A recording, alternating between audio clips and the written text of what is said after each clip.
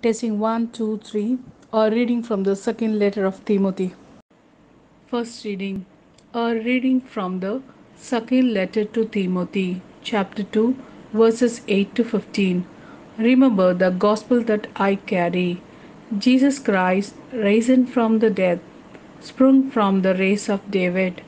It is on account of this that I have to put up with suffering, even to being chained like a criminal.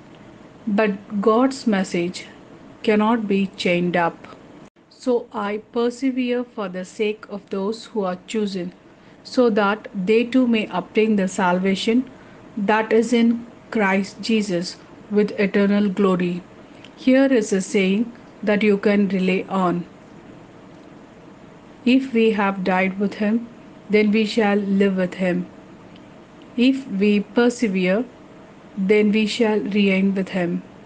If we disown him, then he will disown us. If we are faithless, he is faithful still, for he cannot disown his own self. Remind them of this and tell them in the name of God that there must be no wrangling about words. All that this ever achieves is the distraction of those who are listening. Make every effort to prevent yourself before God as a proven worker who has no need to be ashamed, but who keeps the message of truth on a straight path. A reading from the Gospel according to Mark, chapter 2, verses 28 to 34. One of the scribes who had listened to them debating appreciated that Jesus had given a good answer and put a further question to him, which is the first of all the commandments. Jesus replied, "This is the first. Listen, Israel.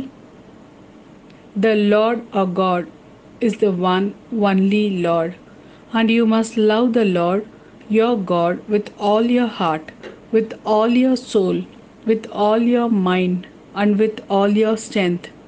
The second is this: you must love your neighbor as yourself. There is no commandment greater than this." The scribe said to him, "Well spoken, Master.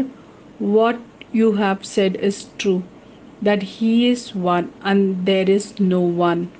To love Him with all your heart, with all your understanding and strength, and to love your neighbor as yourself, this is far more important than any burnt offering or sacrifice."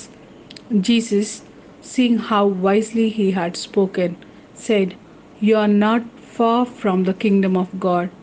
And after that, no one dared to question him any more.